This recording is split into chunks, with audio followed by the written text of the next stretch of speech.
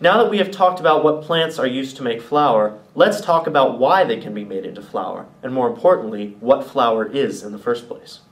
One of the things that all plants we've mentioned, including wheat, corn, rice, and teff, have in common is that they all have a grain.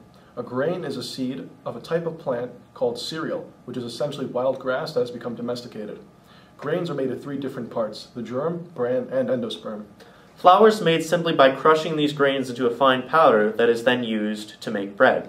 This process traditionally was done with stones to crush the grains, but now we use machines that can separate the different parts of the grain automatically.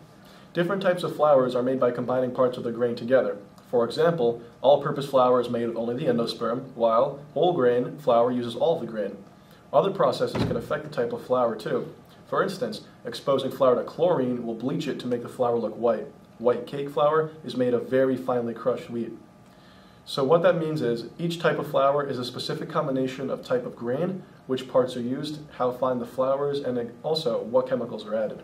Now we'd like you to go watch a great video about making flour, and then read an article that talks about making different types of flour.